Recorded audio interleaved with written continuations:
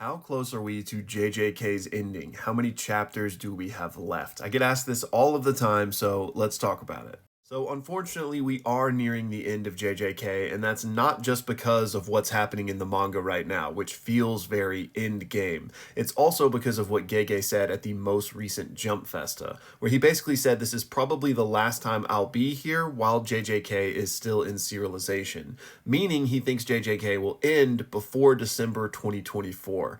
Now, he did say something similar the previous year, presuming that JJK would end in 2023, which obviously it didn't. But again, given where we are in the manga right now, I feel pretty confident as well that it probably will end this year, which means we can pretty much guesstimate how many chapters we have left at a maximum. And this information right here, the 8 to 10 months, is outdated because this was from December. So if we update that, we're really looking at like 3 to 5 months. And if we assume that JJK goes all the way through December, which there's no guarantee that it will, then the maximum amount of chapters we have left is about 20, given the typical release schedule of 3 chapters, then a break week, right? So at maximum, we have about 20 chapters left, which probably less than that, because I don't imagine JJK will end like literally the last week of December, right? But of course, it could go into 2025 and Gege could have misestimated just like he did the previous year. But again, given with where we are in the story, I imagine we're probably in the ballpark of about 15 more chapters of JJK, barring any crazy like flashback sequences to the Heian era that could take up a chunk of time or something like that. So this is definitely bittersweet. I'm excited to see how the story ends, but I'm also not ready for it to. So definitely hit me in the comments with your predictions of what you think we've got left and also how you think the story is going to end. But with that being said, I'm also going to tackle some other questions from you guys, but these ones will contain spoilers. So if you're not caught up through JJK 261, you're going to want to head out. All right, so first up, speaking of the end, James sent me what he thinks is going to happen at the end of JJK, and y'all pause to read the whole thing if you'd like, but I will address a few of these things. And first you say is that Yuta will win against Sukuna, and I personally don't see it going down that way. I do think Yuta will fail. However, let me give some context to that. I just don't think Yuta will be the one to ultimately defeat Sukuna. Now, could Yuta in Gojo's body get the edge on Sukuna and like force him into a corner where he then enacts the merger and then all hell breaks loose? I could see something like that happening, but then I would ultimately expect Yuta to be overwhelmed if that happens or whatever the case may be, right? But ultimately, I believe Yuji will be the one to defeat Sukuna. Sort of disagree, but depending on exactly what you meant, I could be with you there. But then as far as, the merger happening and that being where Yuji has to make this big self-sacrificial play, I'm totally with you. I could see the ending being the removal of cursed energy. That's like the big debate between Kinjaku and Yuki. Should it be the removal or should it be the refinement? I'm curious to see which way it goes. I do think it could go either way, but the removal would make a lot of sense. And then finally, the only thing I disagree with here is that I don't think Yuji will resurrect everybody that's passed away. It just doesn't feel like the type of story JJK is to me, but we'll see.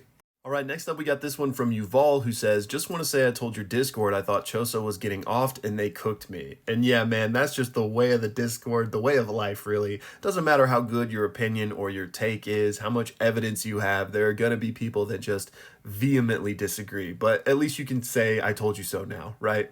And then wanted to ask you, how do you think Yuta's move fits into the whole one will die or one will survive thing? And I don't think it really impacts it. Yes, he's in Gojo's body, but I wouldn't say that counts as like Gojo surviving. So I think we'll have to see what ultimately plays out with Yuta. And only if Gojo himself were to truly come back would I think that would impact the whole one will die or one will survive thing. Next up, Lychee wants to know if Inumaki could come in and force Sukuna to consent to Ui's soul swap in order to swap Yuji and Megami and then contain Sukuna. And I don't think it would happen that way. That's a really creative application of the techniques, though. But for two reasons. One, we don't know that Sukuna has to be the one to consent. It may be enough just for Megami to consent to it. Now, maybe Megami needs to be the one piloting the body at the time. I don't know. But ultimately, both of their souls are within Megami's body. So if we are simply swapping the souls, then you would think only Megami's consent would be required. But even if Sukuna's consent was required, there's still the issue of Yuji seemingly not being able to soul swap anymore, because we know he already used his 2 swaps per month with Kusakabe and with Akotsu. Now, the cooldown could have reset for all we know. We don't really know how that month cooldown works, but I think Yuji can't swap with anybody for a while, but we'll have to see. Next, Gavin says that he was surprised Sukuna didn't have more of a reaction to Gojo's body getting stolen. He thought that Sukuna respected Gojo for more than just his power and would have been angry at seeing Gojo's body being used as merely a tool. So do I think that Sukuna respects Gojo only for his power or more than that? And I think Sukuna did have a big reaction. He literally called Akotsu by his full name for the first time. He respected the move, the idea of throwing away everything, just doing whatever it takes to attain power, burning it all down, just like he said to Jogo. Now, Sukuna definitely respected Gojo as well, and I wouldn't say it was like just for his power insofar as like the limitless technique in the 6 eyes, but just for his strength, for the pinnacle that Gojo was able to reach. So yeah, Sukuna, I think, loved this move from Akotsu because it just represents everything Sukuna stands for. So I don't think it was disrespectful to Gojo at all. I just don't even think Gojo came into the equation at all. Sukuna was merely impressed at the links Yuta went to. Next up, OG Ghosty wants to know if Yuta in Gojo's body could be the important person that Sukuna could eat. And I think it's definitely possible, especially considering the fact that that final finger is seemingly in Akotsu/Rika's possession, right? So if he does end up defeating them here, then mayhaps he will regain his last finger. So I could certainly see it. I don't think it has to mean that, but that is really interesting, right? So that would be devastating as well if, Gojo comes back only to get literally eaten, but we'll have to see. And then for your second question on have I read Sakamoto Days and Kagurabachi, I have not read Sakamoto Days. I actually just put a video out on this today. I'm planning on reading it, and I'm trying to decide if I should read it before I watch the anime that's about to come out or wait till after. Let me know. And for Kagurabachi, I do plan on reading that as well. I was reading it from issue 1 when it first came out, but I kind of stopped keeping up with it because back then the translations were absolutely atrocious, and I was like, I can't do this anymore. I'm just gonna wait. But now I think they're in a much better place, so I do intend on picking that back up. But so I can't answer which one I prefer because I haven't read both of them. And then for EDG Barrow down here, he wants to know how long has it been since Yuta got sliced. He would imagine that the moment to moment he used Kinney's technique couldn't have been more than 3 or 4 minutes or he'd be gone, right? So does that mean he's already used a few minutes of his 5? And maybe this is a freezer blowing up Namek situation. How long has this battle been? Classic reference. That was like the longest 7 minutes of all time in DBZ, right? So I think the 5 minutes are probably like very close to having started. I imagine as soon as the swap initiated, like he just immediately came to the battlefield, right?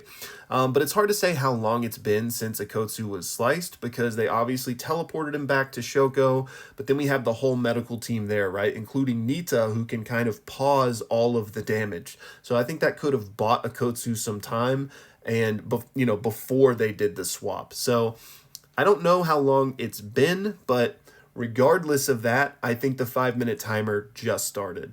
Next up from Zach, he says, JJK is very philosophical about the past versus the present. In relation to the real world, do you prefer the past or the present?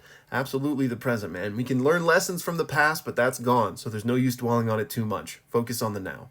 Next from AJ Justice, what are my thoughts on if Yuki was there for this fight against Sukuna as well? And in general, she is a powerhouse, right? One of the 4 special grades. She would surely make an impact, but on a meta level, I don't think it would have changed anything. Like, I think Sukuna handles pretty much everybody not named Gojo. So yeah, could the fight have had some more interesting nuance if she was there and part of this plan? Sure, but I honestly don't think it would have made a difference. Next, we got some interesting ones from Rito here, and he wants to know, what if Sukuna transferred bodies out of Megami into the Yuta Gojo body? Do I think something like that could happen? And personally, no, just because I think there's too much zaniness already going on with the Yuta Gojo situation, that body wouldn't be a suitable vessel for Sukuna, but crazier things have happened, right? So we'll have to see. And then for the possibility of Yuji freeing Megami and Megami summoning Maharaga to one-shot Sukuna with the blade, that wouldn't work work for a couple reasons. First being that Maharaga is gone. Gojo eliminated it. So best Megami could do would be to summon a different Shikigami with the totality of Maharaga's powers. But then also that blade wouldn't work because Sukuna is not a curse. Next up, Kiki wants to know, what do I think that panel of Gojo from volume 26 is after 261? So for reference, this is the shot of Gojo with his eye like shooting open. So I think it could be a number of things, really. It could even be Yuta going into Gojo's body for the first time, like as the swap is happening, but perhaps before the scar manifests due to the binding vow. So it could be that. It could be Gojo reacting to getting world cutting slashed, or it could be something that has yet to happen. Perhaps maybe Gojo having a moment of a resurgence, like, you know, the whole choking Kenjaku thing from Shibuya. Yes, the scars aren't there, but, you know, that would also be something that Gege wouldn't want to reveal from the volume 26 panel, right? So I think it could be a number of things still. Next up, Ian's question here is in reference to something I talked about in my previous questions video, whether or not Sukuna used the world cutting slash on Yuta. And I personally think he did, but the previous question was asking me about how we didn't see Sukuna use the Inmitten hand sign. So that's kind of where people argue that maybe it wasn't the world cutting slash. So in the previous video, yeah, I agree with you. We even see Sukuna use the chance and see Sukuna do the pointing part of the hand sign. So that's why I think it's the world cutting slash. But what we don't see, and what the original question was referencing, is how we don't see Sukuna do Inmitten, which is the same hand sign he uses for his domain expansion. He also has to do that to do the world cutting slash, and we don't see that in the panel. But again, for my money, it was the world cutting slash, and that's just something we didn't get to see. And finally, we got this question from Spider-Cat, who wanted to share his theory on how Gojo will return. And that is via the seance technique that we saw bring Toji back in Shibuya. He thinks Gojo could come back this same way in order to further the parallels between those two characters. And I talked about this a bit in my previous questions video as well, but I don't see this happening just because I don't think the seance technique coming back makes sense. Like, I don't think Yuta would have copied that technique, and I don't think Ino's technique, even though it is also medium-esque, can do what Seance can do. So I do think there is a path and a window for Gojo to come back and do something, even if just on a temporary basis, but I just don't see the Seance technique being the vehicle for it. However, I do still think, you know, those parallels can be built, the ones you're referring to, even without the Seance technique. Alrighty, y'all, that's going to do it for this one. Shout out to everybody who sent in a question today. Thank you so much. And you know what? It's break week, y'all, so come hang out with us in the Discord. And I'm going to start getting in some Twitch streams here and there. So if you like indie games, you like story-driven games, come hang out with us there. You'll be able to find the links in the Discord, and you can find that link in all the normal places. So come hang out. And finally, y'all, thank you so much for watching.